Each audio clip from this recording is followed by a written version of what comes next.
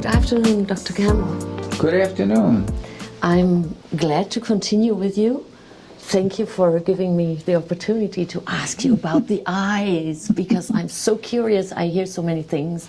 I read about it, and I had wonderful conversations where you so generously shared the knowledge and the wisdom that you gained about the eyes that are the window to the soul, it's said in some cultures. So what is it about the eyes? Well, where do we start? Well, let's start with some children that come to me. They're like 12 years old, and they've been wearing glasses since they're 4 or 7 years old. And they wonder why their eyes get worse and worse every year instead of better and better. So in my opinion, this was recognized by Dr. William Bates, who came up with the eye exercises back in 1905, I think it was, ophthalmologist. And your eye has a lens. Just like your glasses, it's a lens, it's round, or oval actually. And it has muscles around it, these, and they pull the lens. And when you look at something close, the muscle constricts, bends the lens into a concave thing, and now you have acuity, you can see things close. Now when you look at things far, the muscles relax, and the lens flattens out, and you can see at a distance. Now, you get a kid that doesn't like vegetables, not enough vitamin A, so I have trouble working his eyes, so let's just give him glasses and they see better, but that's not the real problem. But they give him glasses, so they put glasses on a 7-year-old.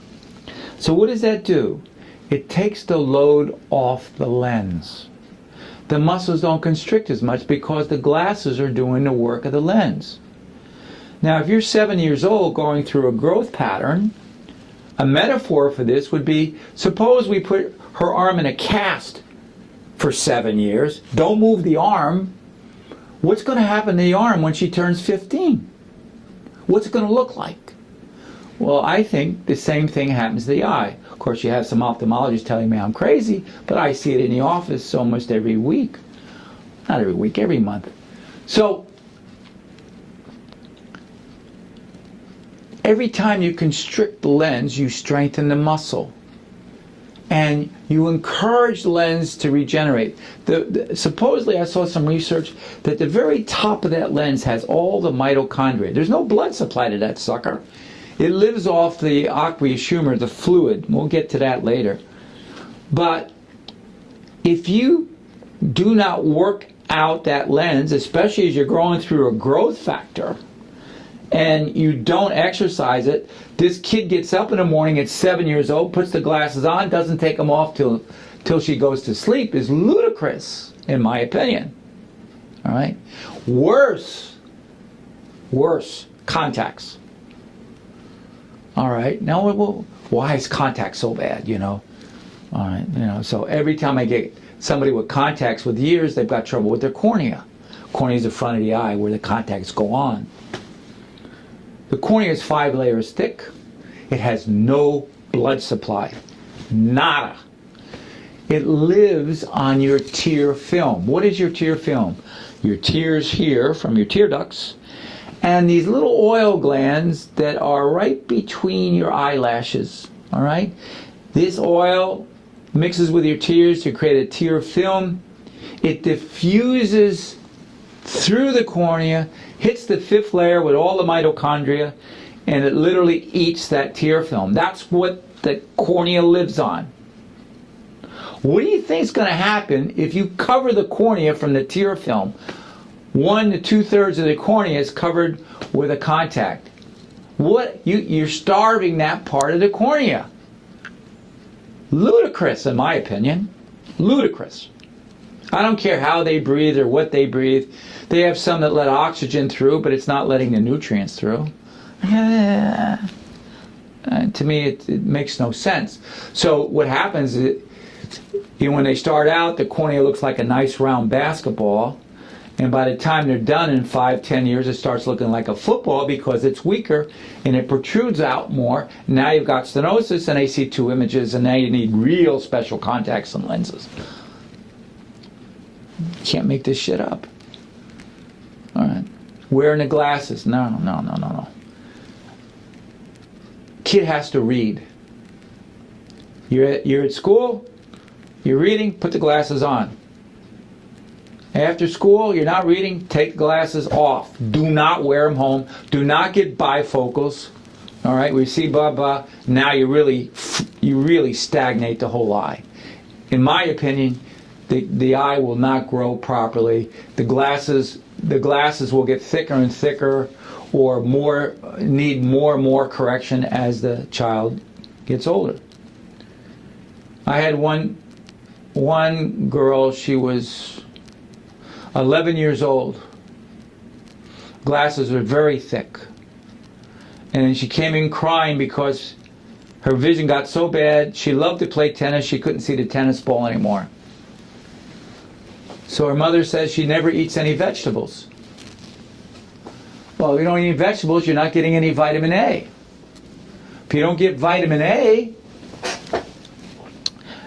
the retina is named after retinol. Retinol is vitamin A. The highest concentration of vitamin A is used by your retina. You don't eat it, you're going to suffer. Then you wear glasses, which is another thing. Now, the other part of this problem with wearing glasses and not moving the lens. The lens is almost right against the back of the retina, which is coated with this egg white called the vitreous humor. And in back of that is this like tile made out of Mueller cells. And their duty, as defined, is to transport nutrients. Where does it get the nutrients? From the vitreous humor. Where does the vitreous humor get the nutrients? It gets it from the aqueous humor. Where does the aqueous humor get the nutrients? From the cornea. So this tear film gets digested. It feeds the cornea. Excess is released in the aqueous humor. The lens blows this aqueous humor against the vitreous humor to nourish the outside of the retina. My opinion. So, go ahead and wear contacts. Wear your glasses. Do not move. You know, if you don't move that lens, you don't circulate that aqueous humor. So the front of your eye is the cornea, you have a space, you have the iris, you have a space, you have the lens, you have a little space, and you have the back wall of the retina with this jelly, this white, egg white like on it called the vitreous humor. This fluid is kept in motion by that lens, in my opinion. All right? And it moves this fluid. If the fluid does not move properly, you cannot nourish the eye part. The lens is nourished by this. Every time you bend the lens, you encourage it to regenerate. A metaphor for that would be like your bones. All right? Your bones, they have a little wire in them, a copper wire with apostite on one end and some collagen on the other. And this combination, some way, when I stand up at 80 years old, I stand up and sit down. I put stress on the bone. It stretches this copper milieu, if you will, and generates an electrical current, an electrical field. So what happens when you have that electrical field? The osteoblasts sense it, and they start laying down new bone. If you send this man in space and there's no load, it's weightless, they come back with osteopenia. It takes them 5 to 7 years to get their bones back. Now, I think they've corrected that with some kind of exercises up there, but I'm not sure. The same thing, I think, goes for the lens. If you don't use it, it won't regenerate right. It won't grow right. You've got to use it.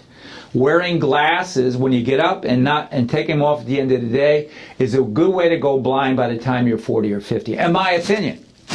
My opinion. All right. This is based on clinical practice. Not double-blind, placebo bullshit that is all loaded with... You just can't believe, you can't trust the data. There have been articles written by people who retired from major like one from Lancet and a couple others, the New England Journal of Medicine, they retired and they said they lament the fact that they can't trust the data that's coming out because it's all loaded. So if these people can't trust it, who are we? So what's the solution? Well, there's hopefully Robert Kennedy Jr. get in there and kick ass. I pray that he does, because the whole system needs a revolution. It's just profit-based. People are just, widgets, and keep you alive long enough to use 8, 10. I'm 80 years old. I'm not on any of that shit. I don't take any drug. I take a few vitamins every day, and I take some herbs predicated on how I feel. I have a doctorate in Chinese medicine, herbs, and acupuncture. So, and it's a real doctorate. It's not, I studied in 5 branches, Oriental medicine in San Jose, and I also studied at Beijing Medical University in Hangzhou, China.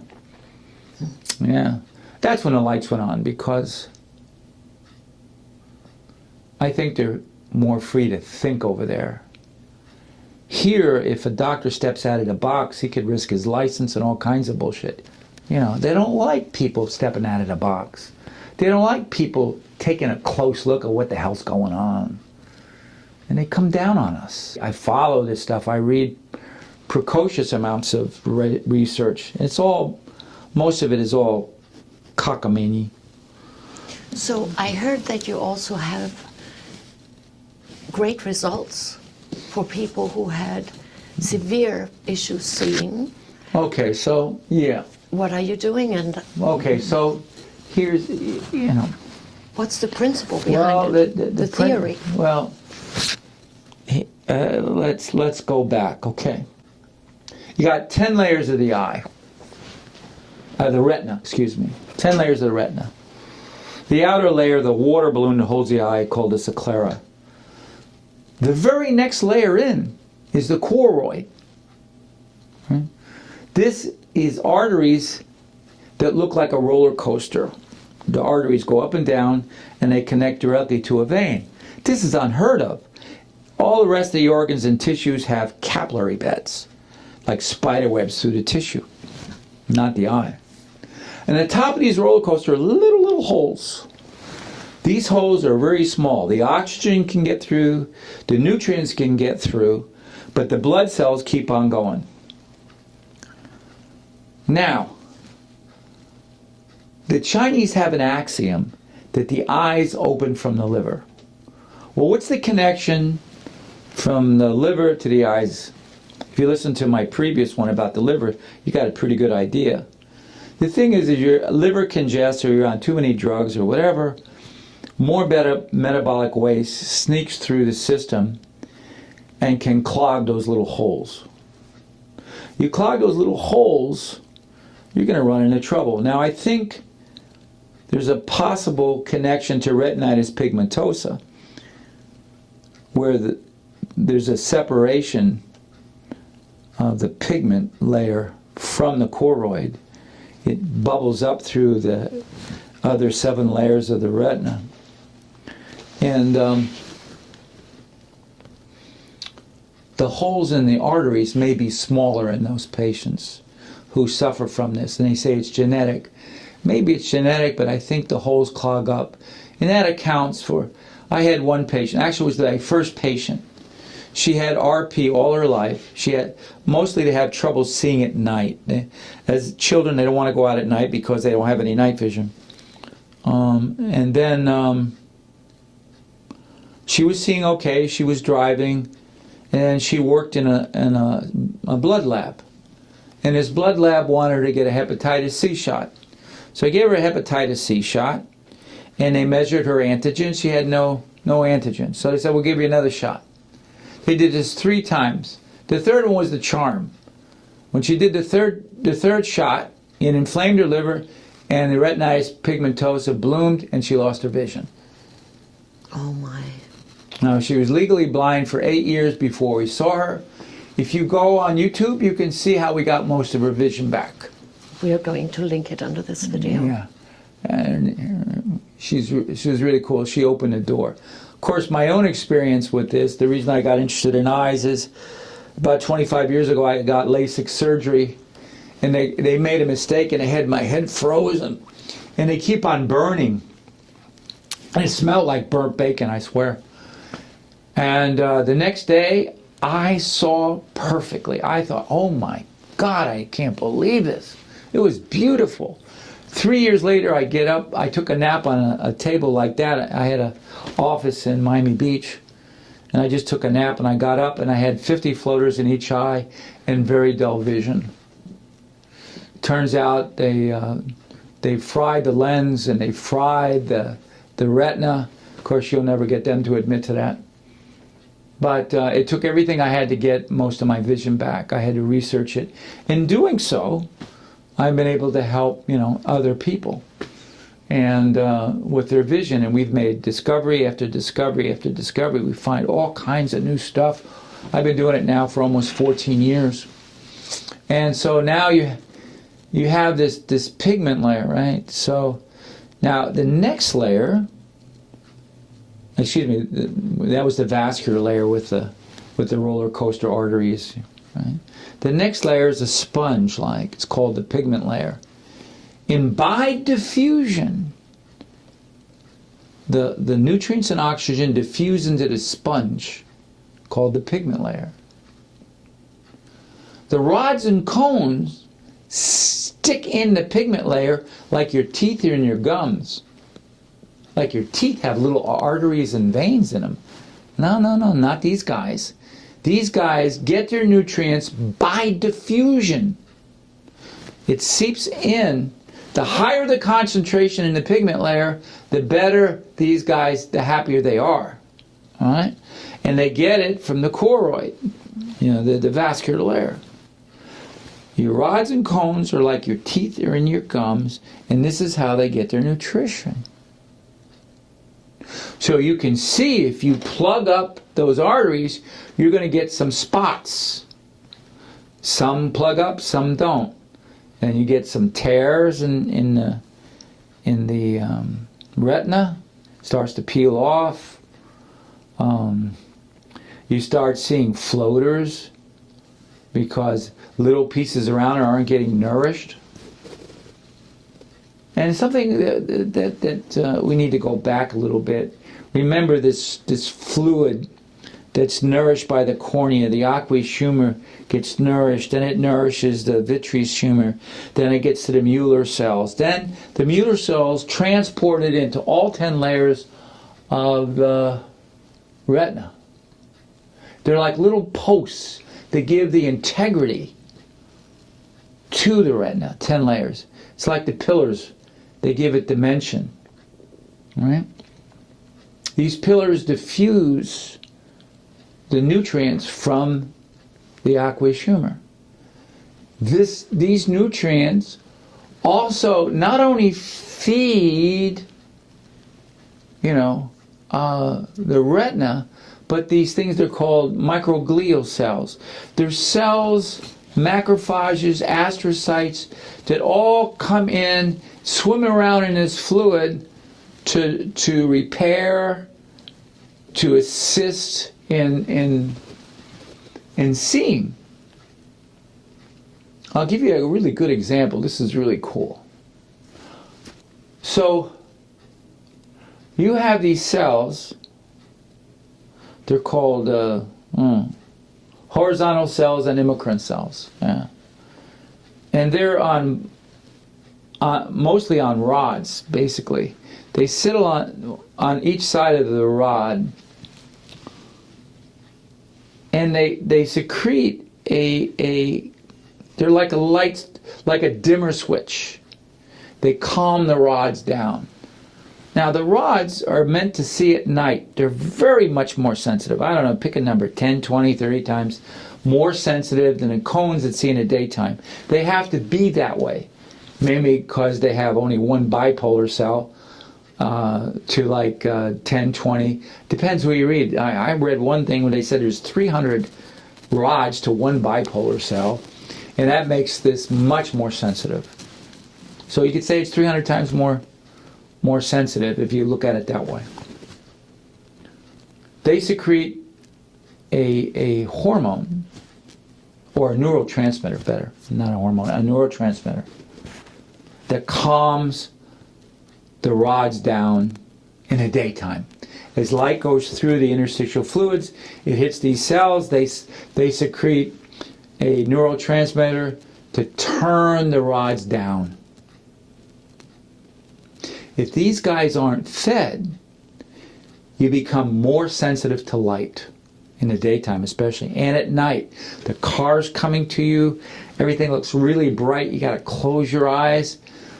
In my opinion, you know, the ophthalmologist again might be rolling on the floor laughing at this, but who cares? So these guys aren't being fed. And the older you get, I think the more this is so. These cells don't get fed from the interstitial fluids, nourished by the Mueller cells, nourished by the vitreous humor, nourished by the aqueous humor, that gets nourished by the cornea. Bum, bum, bum, bum, bum. So now, what happens is, the patient comes in, like this first patient, legally blind for 8 years, can only see white. White! I think in a lot of cases, it's just overexposure of light because the dimmer switches aren't working. They can look at the light up here, and they'll see it's brighter. It's white, but it's a lot brighter here. That's the first clue. If that happens, we just nourish the tissue and the vision comes back. Nourish the fluids. Anywhere from 1 to 6 months, who cares? This is a case with retinitis pigmentosa in a lot of cases. Because if the pigment layer isn't nourished and the fluids aren't nourished, then, you know, in this case she only saw white, and she started to respond very well to treatment. Now, I didn't know, 14 years ago, that that's what I was doing. But now, looking back at it, somebody comes in, they only see white, I'm in heaven. All right, no problem, let's go.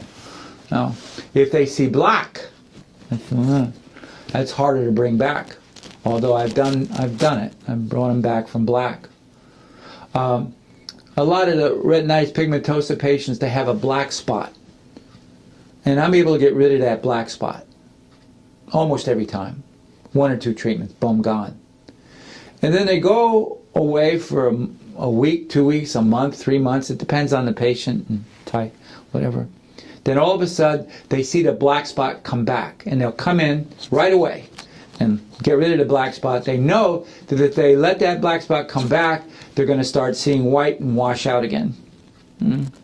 It's just kind of cool when you think about it. Yeah. Now, what about shades?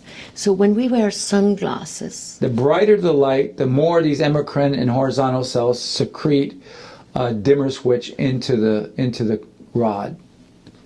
Mm-hmm. So now you wear shades, so they don't work as hard, and it's okay. All right, it dims the light. No one cares, and you get. I think, for the most part, there's cheap sunglasses. There's good. The good sunglasses, I think you see better. Mm-hmm. There's more acuity with that.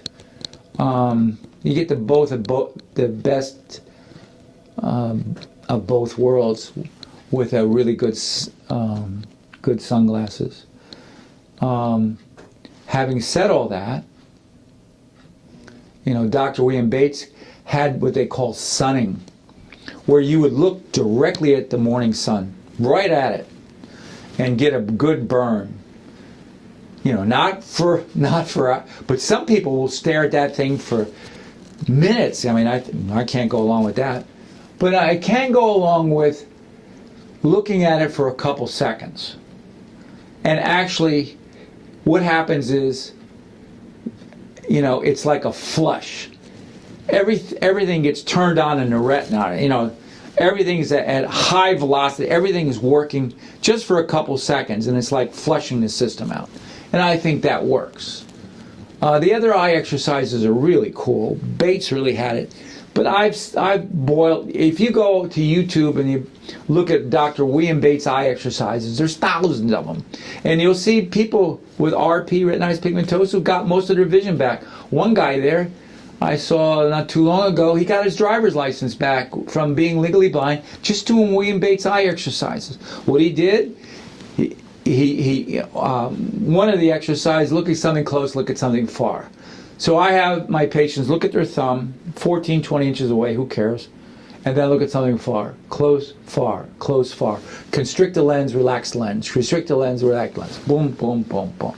This little girl I told you about before that was crying, couldn't see the tennis ball, did 2 months of eye exercises. She came in and hugged me 2 months later and just cried and laughed and screamed. She says, I could see the tennis ball. Just from doing the eye exercises and eating and drinking carrot juice every morning, because she doesn't like vegetables. It really worked well. You know, she got her vitamin A from carrot juice. Who cares? Great story. Yeah. Beautiful. So now you have that. You have the eye exercises. Oh, the eye exercises, you look close, look far, look close, look far.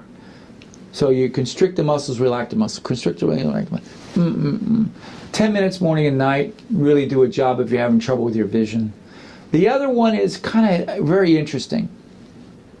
So the physiology, the structure of the eye, the outside, the water balloon, you know, from the clear part back, this is your cornea. The rest of the eye is called the sclera. It's the white part, if you will. Goes all the way back.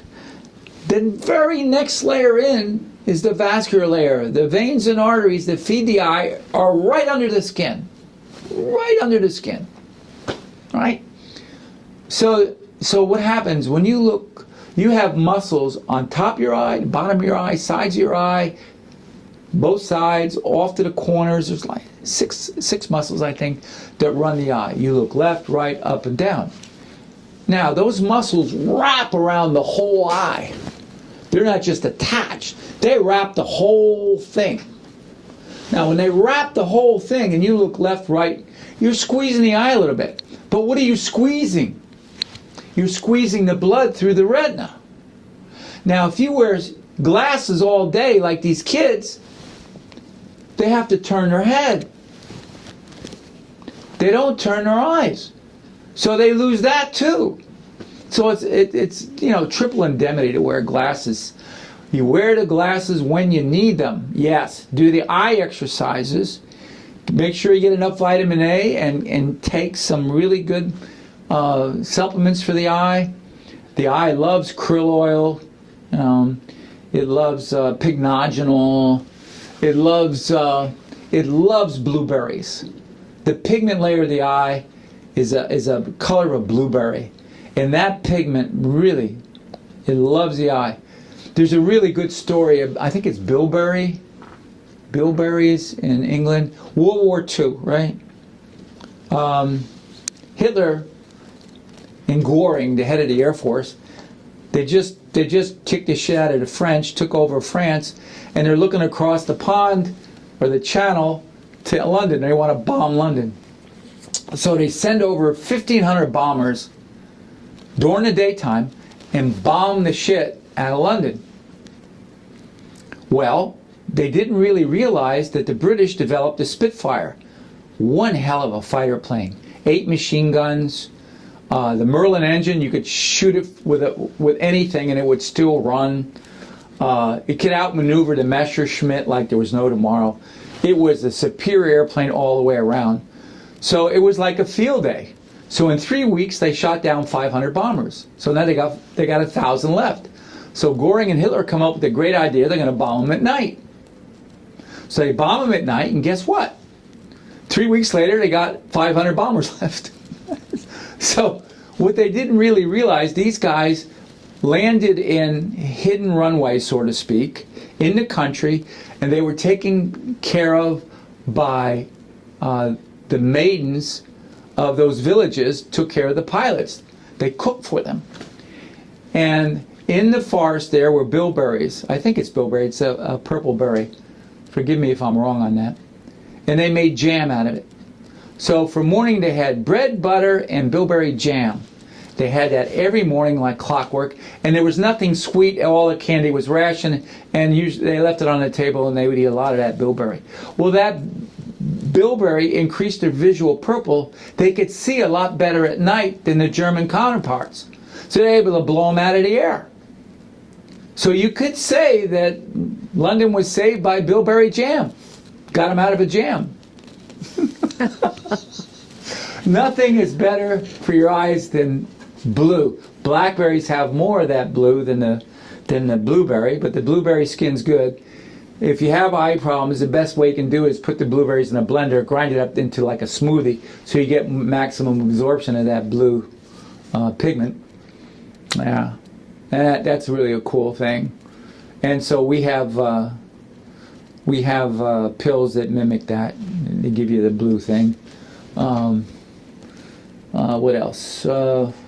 What happens to a child that starts wearing glasses when they're 7 or 9 years young, and then they grow, as you mentioned before, as if we would put an arm in a cast for years.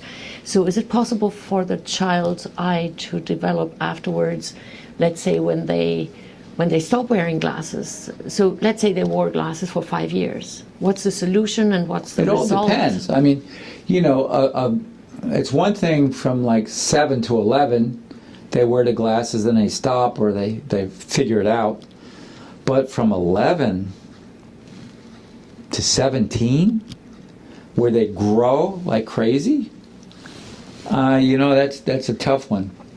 Now I've had a little of both. Like, there's a lot of research on the brain, and the eyes are an extension of the brain. That the brain never forgets when it doesn't grow, and that like you have a kid that can't sleep, and you find the covers on the floor in the morning, and he doesn't grow right, and his brain doesn't grow right, and he doesn't function as good if he doesn't get to sleep, because the brain grows at night. Not only does it grow, but it has to repair. And so if that's interfered with, you get some problems. But the brain doesn't forget. So this kid could have trouble, let's say, from 7 to 18. And when he starts getting some really good sleep, his brain repairs and grows and fills out. This can happen up until 23, I think. This is my feeling. 23. Because after 23, the brain's pretty well set. But I think if you get it, early enough, the brain can repair. Now, is it the same with the eyes? Because the eyes are an extension of the brain. I mean, the eyes pop out of the brain mass to fill in the orbit as the orbit grows around, the bone grows around the eye. Hard to say. I've had both kids, 13, 14 years old, really bad vision, really respond well. Some responded well, really well to the protocol. Some, they responded okay. Not great, but better.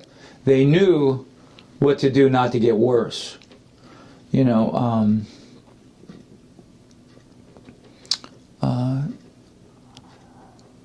That's my feeling on that. Thank you so much for generously sharing. I truly appreciate, and we will meet again and continue. Wow, I hope. Certainly. Well, God bless and thank you for really letting me share. It's one thing to learn all this stuff, but I'm 80 years old, so how much time have I got? But it's good that I took all this intensive study and experience and everything and get it out there.